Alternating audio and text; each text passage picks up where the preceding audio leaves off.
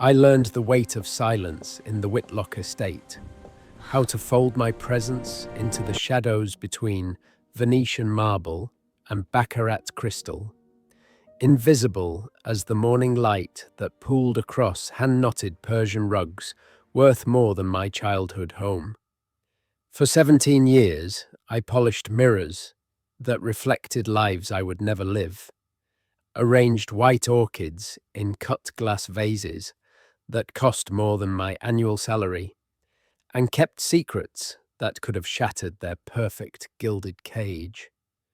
So when Nathaniel Whitlock's attorney spoke my name in that mahogany-panelled library, not as the housekeeper or Miss Reyes, but as the primary beneficiary of a $9 billion fortune, the silence that followed was different, dangerous, the kind that precedes an avalanche.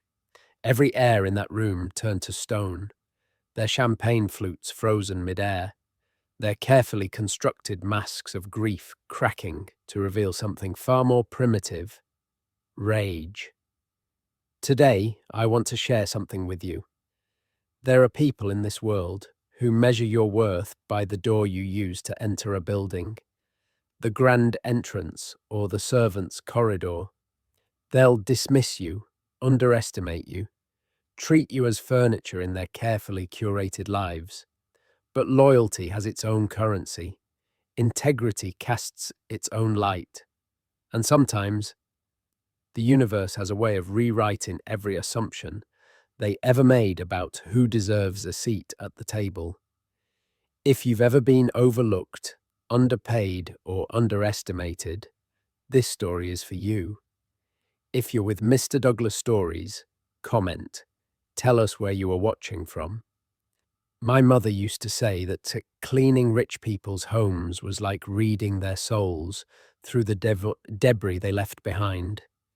Crumpled love letters, empty pill bottles, receipts from places they swore they'd never been. I learned young that wealth doesn't clean up its own messes. It hires people like us to make sure no one ever sees them. I was 19 when I first walked through the service entrance of the Whitlock estate in Ashton Ridge, a fictional enclave north of Seattle, where old money-built compounds so vast you needed golf carts to traverse the grounds. The estate manager, a severe woman named Mrs. Pemberton, led me through a maze of service hallways I would come to know better than my own apartment. "You don't speak unless spoken to," she instructed, her heels clicking against limestone floors. "You don't make eye contact with family members. You are part of the infrastructure, essential but unnoticed. Do you understand?" I understood perfectly. I'd been training for invisibility my entire life. The Whitlock fortune came from shipping, container vessels that moved goods across oceans, port authorities, logistics networks spanning 6 continents. Nathaniel Whitlock had inherited an empire at 23 and expanded it into something legendary. By the time I met him, he was 68, silver-haired with eyes that held both exceptional intelligence and a weariness that money couldn't touch. His family occupied the estate like beautiful parasites. His second wife, Constance, who'd married him 15 years prior with the enthusiasm of someone inheriting a kingdom. His son, from his first marriage, Julian, a venture capitalist who visited quarterly to remind everyone he existed. His daughter, Lydia, a socialite whose charity work was mostly an excuse to wear couture to fundraisers, and an extended network of cousins, advisors, and hangers-on who appeared whenever dividends were distributed. I cleaned the East Wing, 12 bedrooms, 7 bathrooms, a private cinema, and Nathaniel's personal study, which was strictly off-limits to everyone except me. That should have been my first clue. "Miss Reyes handles my study," he'd told Mrs. Pemberton during my second week.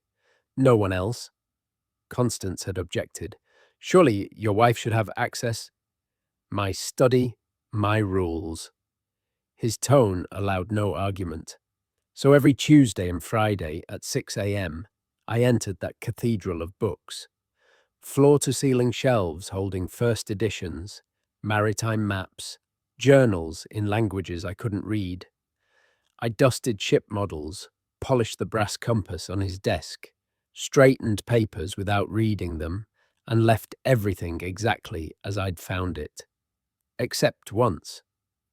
I was 23, 4 years into my employment, when I found him there at dawn, slumped in his leather chair, an empty whiskey glass in his hand. For a terrible moment, I thought he was dead. Then his eyes opened. "Bad dreams," he said simply. I should have excused myself. Instead, I poured him water from the carafe on his sidebar, set it beside him, and said, "Sometimes the night is harder than the day." He looked at me then, really looked at me, as if seeing me for the first time. "You lost someone." It wasn't a question. "My father," I said quietly, 3 years ago. "What did he do?" "Janitor, office buildings in the city, night shift mostly." Nathaniel nodded slowly. "Honest work." "The most honest," I agreed. He studied me for a long moment, then asked, "What's your first name?" "Lucia." "Lucia." He tested it on his tongue. "Thank you for the water, Lucia, and for not treating me like a museum exhibit in my own home." From that morning forward, something shifted. Not dramatically.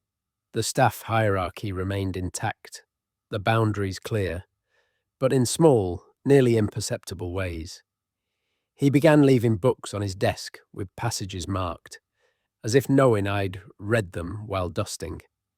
Classical philosophy, poetry, biographies of revolutionaries and innovators.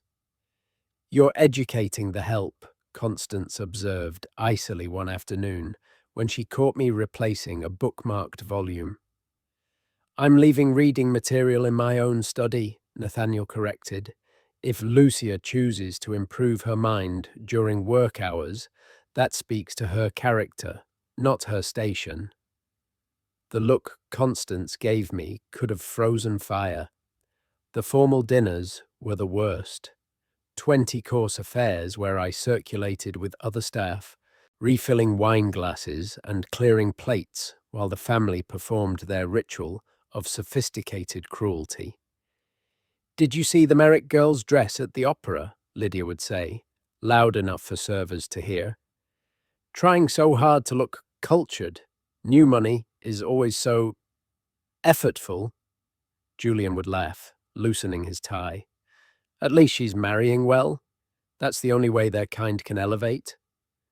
"Their kind," Constance would agree, sipping Bordeaux that cost more than my monthly rent. So desperate to belong. I learned to turn my face into a pleasant mask, to move through their contempt like water. But Nathaniel noticed. He always noticed. One evening, after a particularly brutal dinner, where Constance had sent back her soup 3 times, too cold, too hot, too pedestrian, I was alone in the kitchen, my hands shaking as I scraped gold-rimmed plates into the disposal. "Lucia!" I spun around. Nathaniel stood in the doorway, a place he never ventured. "Sir, you shouldn't be—" "Why do you stay?" he asked. The question caught me off guard. The salary is—" "I pay well, yes, but that's not what I asked." He stepped closer, his expression genuinely curious. "You're intelligent, resourceful. You could work anywhere. Why here, where they treat you like you're disposable?" The truth escaped before I could cage it. "Because my mother has stage 4 cancer, and your health insurance is the only thing keeping her alive." His face transformed. Grief, recognition, understanding flooding in sequence. "How long?" he asked softly. "They give her 6 months, maybe 8. He was silent for a long moment. Then, You'll have every resource that family possesses. Experimental treatments, specialists, whatever she needs. I'll arrange it personally. Sir, I can't. You can, and you will. His voice held absolute authority. And Lucia, you're not disposable. Remember that. He left me standing there, tears streaming down my face, wondering who this man really was beneath the billions and the legacy. The next morning, Mrs. Pemberton informed me I'd been promoted to personal household coordinator, a fabricated title that came with a 40% raise and direct access to Nathaniel's calendar. Constance looked ready to commit murder. My new role meant managing Nathaniel's private schedule, handling correspondence, organizing his study. I saw him daily, sometimes for hours, and slowly, carefully, he began to let me see the man behind the myth. Do you know what I regret most? He asked me, one afternoon, while I organized his files. Not my marriages, those were strategic failures. Not my business decisions. I regret that I built something so vast that everyone around me only sees the fortune, never the person. Maybe you need better company, I suggested carefully. He laughed, a real laugh, not the polite sound he made at galas. Maybe I do. Our conversations became the architecture of my days. He told me about his first wife, Catherine, who'd died of an aneurysm when Julian was 12, how he'd buried his grief in expansion, acquiring companies like some men collect stamps, how Constance had seemed like a solution to loneliness until he realized she'd married a bank account, not a person. Julian and Lydia, he said once with profound sadness, they're my children, but they're strangers. I gave them everything except what they actually needed. My time, my attention. Now there are adults who measure love in trust fund distributions. It's not too late, I offered. Isn't it? He looked at me with those tired, knowing eyes. When did you last have a conversation with someone who wanted nothing from you except your company? I couldn't answer, because the truth was, I was having one right then. He began inviting me to stay after work. Not inappropriately, he was unfailingly proper, but to talk about books, philosophy, his travels, my dreams. I told him I'd wanted to study literature in college, but couldn't afford it. He asked what I would have specialized in. Stories about invisible people, I said. The ones who exist in the margins of other people's narratives. Write one, he suggested. I don't have time. Make time. I'll adjust your schedule. 4 hours a week, paid for your education, non-negotiable. So I began taking online courses, Victorian literature, narrative theory. Every time I learned something new, I'd share it with him, and his face would light up with genuine pleasure. You remind me, he said once, of why I loved learning before it became a tool for profit. Constance noticed, of course. They all did. Daddy's new pet, Julian called me at a family brunch I was serving. Julian, Nathaniel's voice cut like a blade. Apologize. For what? She staff. Apologize. Now. Julian's face reddened, but he muttered. Sorry. Not to me, Nathaniel said coldly. To Lucia. The silence was exquisite. I apologize. Lucia, Julian forced out. I nodded, keeping my expression neutral, but inside something powerful bloomed. Nathaniel Whitlock had defended my dignity in front of his own son. That night, I found an envelope in my workspace, a check for $10,000, and a note in his handwriting. For your mother's treatment, not a loan, a gift. N.W. I went to his study and knocked. Come in. I can't accept this, I said, holding out the check. Yes, you can. Sir, Nathaniel, he corrected. When we're alone, call me Nathaniel. I froze. That kind of familiarity crossed every line Mrs. Pemberton had drawn. "Why are you doing this?" I whispered. He looked at me with something I couldn't quite name. "Because someone should have done it for my mother when my father gambled away our first fortune. Because kindness is rare, and you've shown me more of it than my own family. Because you see me, Lucia, the actual me, and that's worth more than you know." The family's resentment became palpable. Lydia began, accidentally, destroying things I'd just cleaned. Julian made sure I overheard his phone conversations about father's declining judgment. Constance started documenting my hours, looking for infractions. "You're spending too much time with him," Mrs. Pemberton warned me. "It's inappropriate." "I'm doing my job. Your job is housekeeping, not whatever this is." But Nathaniel only expanded my role.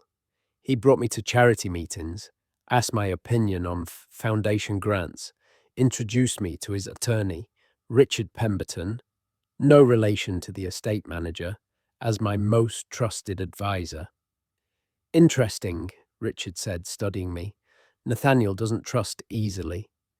"She earned it," Nathaniel said simply. I started noticing things. How Constance's shopping trips coincided with visits from a too-handsome art dealer. How Julian was embezzling from the family foundation. Small amounts, but consistent. How Lydia's charity work was actually a shell for laundering money through fake non-profits.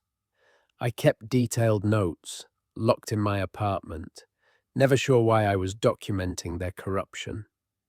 Some instinct told me I'd need proof someday.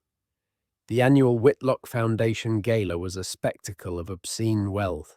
Crystal ballroom, ice sculptures, champagne towers, orchestra, auction items worth millions. I usually worked it from the service side, but that year, Nathaniel made an announcement that detonated like a bomb. This year, I'm pleased to introduce our new foundation director, Lucia Reyes. The room went silent.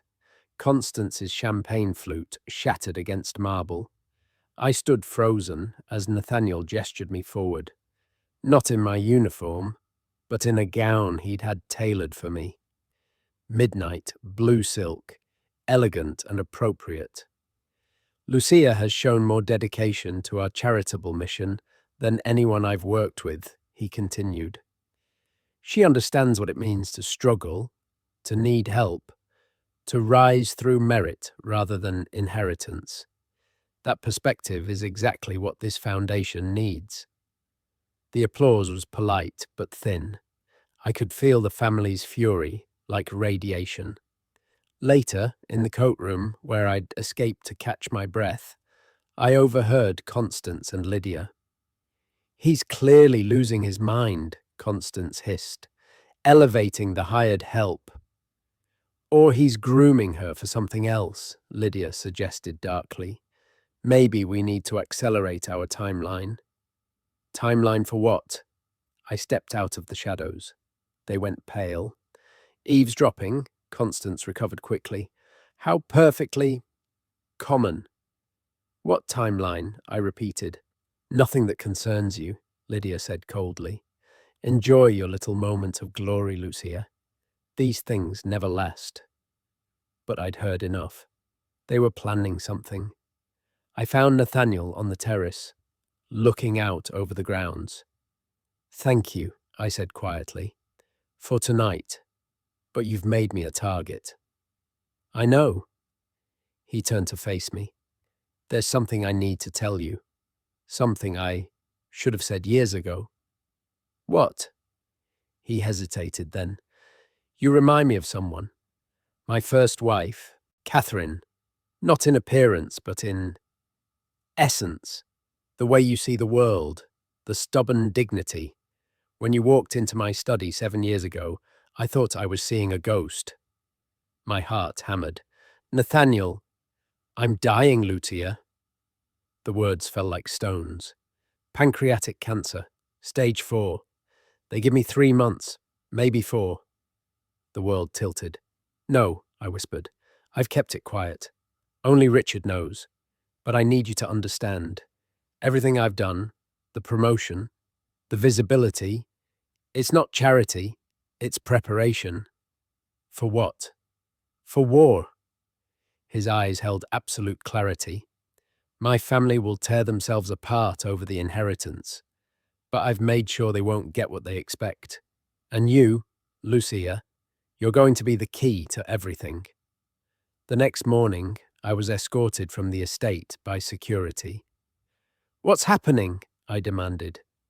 You've been terminated, Mrs. Pemberton said, her face impassive. Effective immediately. Theft of family valuables. What? I never... Mrs. Whitlock's diamond bracelet was found in your locker. My blood went cold. That's impossible. I've never touched her jewellery. Security footage shows you entering her suite yesterday. To clean. It's my job. Not anymore. I tried calling Nathaniel. His number was blocked. I tried Richard. Voicemail.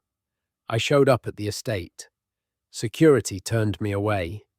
For 3 days, I spiraled. My mother's treatment bills arrived. My apartment rent came due. And I couldn't reach the one person who could fix this nightmare. Then, Richard finally called. Lucia, I'm sorry. Nathaniel's condition deteriorated rapidly. He's been hospitalized, unconscious. Constance has medical power of attorney. The theft accusation, I know it's fabricated, but I can't prove it without Nathaniel's testimony, and he can't give it. I'm working on it, but you need to stay away from the estate. Constance has filed for a restraining order. I hung up and wept. I'd lost everything. My job, my protector, my friend. Nathaniel died on a Tuesday morning in November. I learned about it from the news. Billionaire Nathaniel Whitlock, 68, passed away peacefully, surrounded by family. Surrounded by vultures, more like. I wasn't invited to the funeral. I watched it on television. A grotesque display of manufactured grief. Constance, in black Chanel, dabbing her eyes with a handkerchief. Julian giving a eulogy about the father he'd barely known. Lydia reading poetry she'd clearly never read before that moment. I sat in my tiny apartment, mourning a man who'd seen me, truly seen me, and treated me like I mattered. The creditors started calling. My mother's hospice bills, my rent, my car payment. I got a job cleaning office buildings, night shift, like my father, and tried to survive. 2 weeks after the funeral, I received a notice. The will reading would be held at the estate. Constance's attorney had included me, not out of respect, but to formally terminate any claims I might have. The deceased did make certain arrangements for staff, the letter read. Your presence is required to receive your severance. I almost didn't go, but I needed closure. One last chance to say goodbye to the place that had been my second home. I showed up in my best dress, a simple black sheath, nothing like the gown he'd given me, and used the service entrance out of habit. Front door, Richard said, meeting me outside. He looked exhausted. You're a beneficiary, Lucia. You use the front door. Beneficiary? He left me something? Everything, Richard said quietly. I thought I'd misheard. What? Everything. The estate, the fortune, the company, the foundation, all of it. You're the primary heir. The world stopped. That's impossible. It's what he wanted. And Lucia? There's a video, his final message. But first, we have to survive what's about to happen in that room. The library was packed. Family, lawyers, financial advisors, all circling like sharks. Constance sat in Nathaniel's chair, a deliberate power play. Julian and Lydia flanked her, united for once in their entitlement. I took a seat in the back, trying to disappear. Richard stood at the head of the table. We're here for the reading of Nathaniel Whitlock's last will and testament, executed 3 months ago in sound mind and witnessed by myself and 2 independent attorneys. Get on with it, Julian said impatiently. We all know how this goes. Richard's expression didn't change. The will contains several specific bequests to the household staff, 1 year's salary each. He distributed envelopes. Mrs. Pemberton looked stunned. Her envelope was thick. To my wife, Constance, the Greenwich penthouse and an annual stipend of $5 million, contingent on her remaining unmarried and refraining from contesting this will. Constance's smile was predatory. 5 million was nothing compared to the billions she expected. To my son Julian, the yacht Artemis and a trust of $10 million, with the same contingencies. Julian's face darkened. 10 million? That's insulting. To my daughter Lydia, the Paris apartment and a trust of $10 million. Daddy, what the hell? Lydia started. The remainder of the estate, Richard continued, his voice cutting through the rising chaos, including all property, assets, business holdings, and the entirety of Whitlock Industries, estimated current value of $9.2 billion. I leave to Lucia Reyes. Silence, then pandemonium. What? Constance shrieked. That's insane, Julian roared. He was senile, Lydia screamed. The will was executed with full medical assessment, Richard said calmly. Nathaniel was of sound mind. Multiple doctors certified it. I'll have you disbarred. Constance lunged toward him. You'll sit down, Richard said, his voice arctic, or you'll forfeit even your stipend. Those are the terms. She froze, vibrating with rage. I couldn't breathe, couldn't process. $9 billion. There's a video, Richard said, pulling up a screen. Nathaniel wanted you all to hear this. Nathaniel's face filled the screen. He looked thin, tired, but his eyes held absolute clarity. If you're watching this, I'm dead. And if Richard's following my instructions, Lucia is sitting in that room, wondering why I've upended her life. My eyes filled with tears. Lucia, you asked me once why I trusted you. Here's the truth. 17 years ago, when you first started working for me, you found a letter in my study. A suicide note I'd written the night before. You never mentioned it.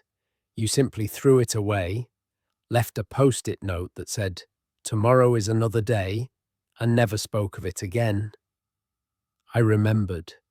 God, I remembered. That small act of grace, not judgment, not alarm, just quiet support, it saved my life. And in the years since, you've shown me more integrity than any person I've ever known. On screen, his expression hardened. To my family, you're probably furious. Constance, did you think I didn't know about your affair with Marcus Beaumont? I have photos. Julian, did you think your embezzlement from the foundation was invisible? I have forensic accountants' reports. Lydia, your fake charities, all documented. The room was morgue silent. I'm not cutting you out because I don't love you. I'm cutting you out because you never loved me. You loved what I could give you. The person who saw me, who valued me beyond my bank account, was the woman you called the help. He leaned forward. Lucia inherits everything because she earned it through loyalty, compassion, and character. Contest the will if you want. Richard has evidence of every shady thing you've done. Try to hurt Lucia, and those files go public. The choice is yours. The screen went dark. I looked at Constance, Julian, Lydia, their faces masks of impotent rage. The documents are ready for your signature, Richard said. You have 48 hours to accept the terms or forfeit everything. They stumbled out, destroyed. I sat alone in that library, surrounded by ghosts and impossible choices. Lucia, Richard said gently, he left you one more thing, a letter, private. He handed me an envelope. Inside, in Nathaniel's handwriting, Dearest Lucia, you're probably terrified. That's normal. $9 billion isn't a gift. It's a responsibility. But if anyone can handle it, you can. I'm trusting you to do what I couldn't. Use this fortune for good.